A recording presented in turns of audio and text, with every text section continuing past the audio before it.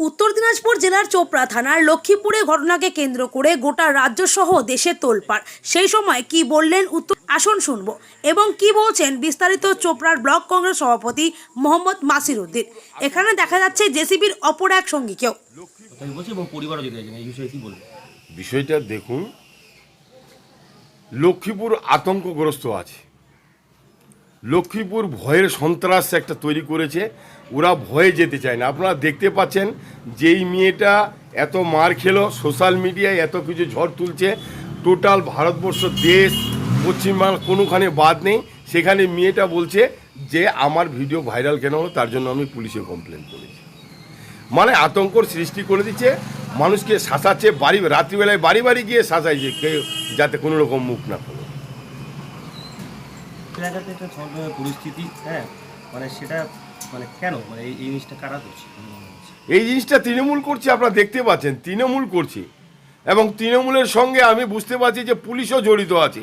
যেই সমস্যাগুলো এলাকায় ঘটে যাচ্ছে, আপনার 18 পঞ্চায়েত নির্বাচনের পরবর্তী সময় দেখুন, আমরা এসপি আমাদের রাত্রিবেলায় মিটিং ডাকলো, আমরা সুজালের ওখানে আসতে গিয়ে আমাদের গাড়ি ভাঙলো, অশোকদার গাড়ি ভাঙলো, সব কিছু হলো ওই জিসিবির নেতৃত্বে হলো। এবং আপনারা দেখুন গত পঞ্চায়েত নির্বাচনে অশোকদা কিডন্যাপ হয়ে গেল, কমরেডগুলো কিডন্যাপ হয়ে তাকে অকথ্যভাবে মারধর করেছে, মোবাইলগুলো নিয়ে নিচ্ছে, 2টা মোবাইল রিকভারি করেছে। এখনও অশোকদার মোবাইলটা এখনও রিকভার হয়নি। ওই কেস ওই জিসিবি আছে, ওই কেসে যারা আছে চলছে, সন্ত্রাস চলছে দিব্যি। আরেকটা কথা বলবো, যেই সকল যারা ত্রাস করে বেড়াচ্ছে, পুলিশের সামনে বন্দুক নিয়ে ঘুরে বেড়াচ্ছে, আমরা নির্বাচনের সময় দেখেছি পঞ্চায়েত নির্বাচনে থানার মাঠে পুলিশের সামনে আর্মস নিয়ে ঘুরে বেড়াচ্ছে। কি করলো পুলিশ?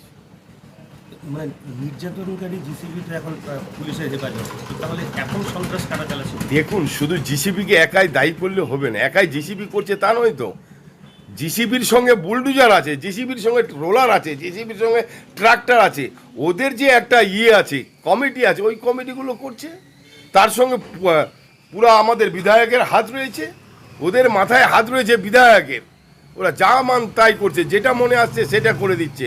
আপনারা দেখুন না, কয়েকদিন আগে 1 বছর আগে একটা মবলিং চিং হয়ে গেল, উসমান গনি নামে একটা ছেলে, আপনারা দেখেছেন। কেউ প্রচার করতে বা কোনো মিডিয়া আসতে সাহস পায়নি, সেখানে একটা মবলিং চিং করে মেরে দিল। সে কোর্টের তারিখে গেছিল, ওখান থেকে নিয়ে আসে, রাস্তায় তাকে ধরে মারধর করে একদম আউট করে দিল। কি হয়েছে? এত মার্ডার হয়ে গেল, সমীরুল মার্ডার হয়ে গেছে, সমীর মার্ডার হয়ে গেছে, কি হয়েছে তাদের? এখানে মনসুর মার্ডার হয়ে গেল।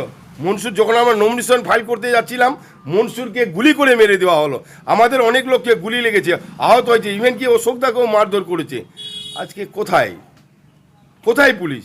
সেদিন আইসি ছিল সঞ্জয় দাস, ও তো একদম তৃণমূলের 3 নম্বর ছাগলের বাচ্চা আছে সঞ্জয় দাস। যেখানে বিষয়টা খুব নোংরা, খুব দুঃখজনক ব্যাপার। আমি চোপড়া ব্লক কংগ্রেসের পক্ষ থেকে আমি দায়িত্ব নিয়ে বলতে পারি, আমাদের চোপড়া এটা লজ্জা, এটা একটা ঘৃণার। আমরা এখনও মানুষ চাঁদে জমি কিনছে, আমরা এখনও ভূতে আছি। আমার নাম হচ্ছে মোহাম্মদ মসির উদ্দিন, আমি চোপড়া ব্লক কংগ্রেস সভাপতি।